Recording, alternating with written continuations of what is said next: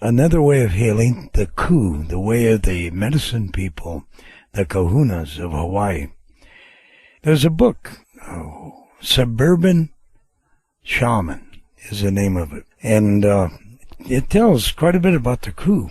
But others who have read it tell me they don't get out of it what I get out of it. Of course, I'm a medicine man. I can kind of read behind the lines and between them. As far as I'm concerned, it's a book well worth owning.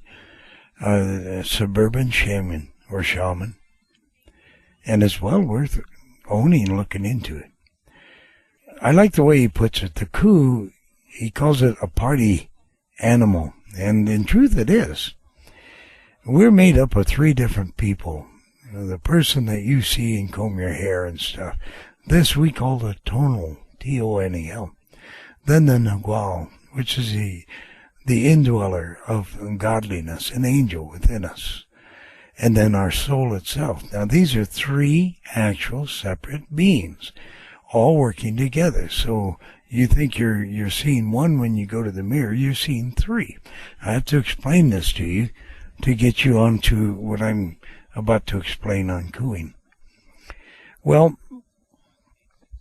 we give off an essence, an aura. And the aura is the Ku, the Ku.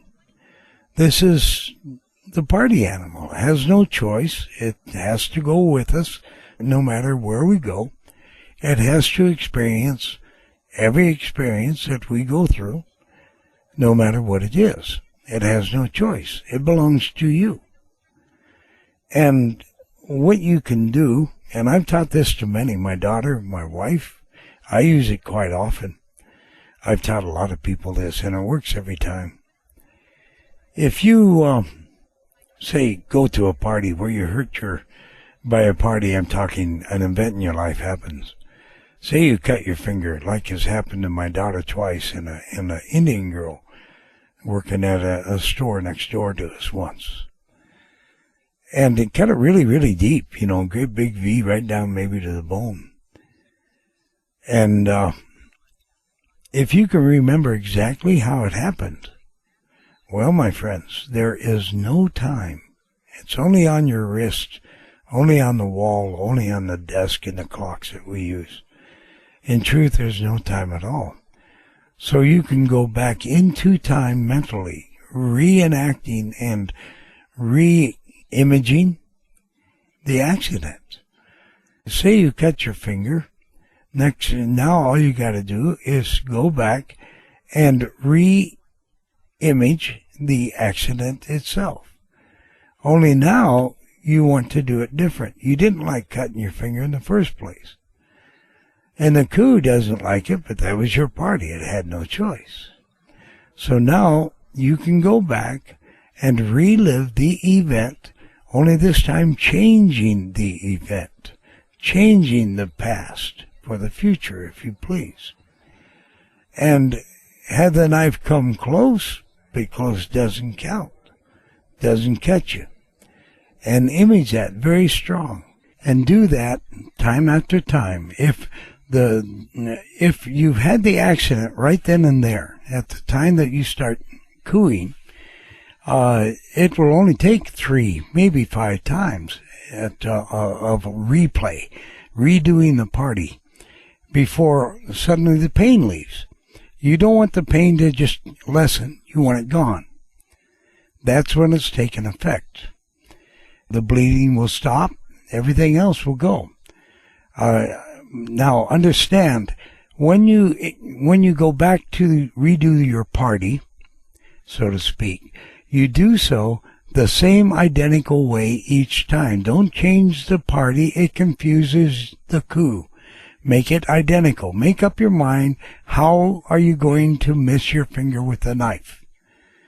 And do it the same way, time after time after time, until suddenly the pain is gone from your hands. You could wrap a Band-Aid around it, no matter how bad it is, and when the pain's gone and the blood stops running, the next day, 24 hours, you'll wake up and you won't even see an incision from the cut. It just isn't there. It's unbelievable. It just never happened. That party didn't happen. So your finger's perfect. Now, in the book on Suburban Shaman, this gentleman that wrote it, he explains on some of the incidents. A little boy or somebody had slammed his hand on the car door, and the father or mother who knew about cooing made him put his hand back in the door, and then swung the door towards his finger, but stopped short, and did that 3, 4, 5 times, and the pain disappeared on the boy. The party had been redone by the mother or father. And the boy, I believe, was about 5 and didn't have the concept of what was going on. Understand, not only the pain was gone, but the bruising that was and swelling that was taking place disappeared right then and there. Now, personally, I had one day barefoot stupidly stubbed my toe up against a brick that our fireplace, our wood stove was setting on, and did a big number on it. Oh, gee, it hurt. And stupidly, I'm not the smartest medicine man in the world. I just let it go. Well, hurt like crazy for days, and suddenly I noticed I'm getting blood poisoning. That thing's not only swollen up, but I was breaking up. I had to pull the skin away from the side of the toenail where I rammed it in, and squeeze my toe to get the pus out. And suddenly I'd seen, my gosh, I'm getting this red line up my foot. I'm getting into blood poisoning. And I had no money. And like I said, we're not allowed to heal ourselves. Well, there are exceptions to that, and that's when you can't get to a healer, be it a white doctor or another medicine person. And in this case, that was one of those times. And I thought, gosh, what will I do? And oh, gee, what a dummy, just coo it. I've been teaching everybody else, do it yourself. So I did. Now, that was maybe 15 days after the accident. So I had to coo it many times. When you do it right off the bat, it only takes 3, 4, 5 times. But when it's an accident that's happened a long time ago, then you got to coo it and coo it and coo it and coo it and coo it and coo it.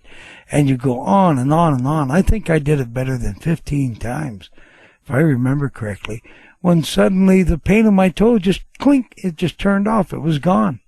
So I knew I was okay. And the next day, didn't even look like I'd ever had an accident. No red blood poisoning on my foot, no swelling of my toe, no pus, no nothing. A nice-looking toe for an old geezer like myself. I was very pleased, and I gave the Creator great thanks for it. Folks, you have that same ability. And if you buy that book, you'll find that cooing works on others as well, like that little boy and mother or father who didn't slam the door on his hand. He was talking about some waitress who was just really nasty. And, he could see that she had a black cloud over her head. So she was just in a foul mood, a real bad hair day. And he knew she needed help. He didn't need to be, served by somebody like that either. And so she went into the back room somewhere, the kitchen or whatnot, and he chased her with his mind and took hold in his mind of that black cloud and made the cloud start raining, and then made the rain disperse, into a sprinkle, and then brought forth flowers and birds and trees above her mind. And she came back, and the whole world had changed for her, smiling and happy. We can do this with our own children. We can do this with our own mates. There's no use to live in misery if we can make things happen, friends. And it's all mind work. It's all working the dream. So, best to you on this. You're going to love this. This works like a charm. But again, make sure that when you're doing it, whether for yourself or others, that it is the identical way of going back to the better party. No variations. Wear the same clothes that you saw in the first attempt. Settle down exactly what you're going to do and do it that way exactly until the pain leaves. I don't know if this would work on people who got maybe their backs broke, paraplegic or whatnot. It would take a lot of concentration, a lot of cooing, but frankly, it would not surprise me if they can actually remember how it all took place, that they can go back and redo it and walk out of there. I'm dead serious. I hope.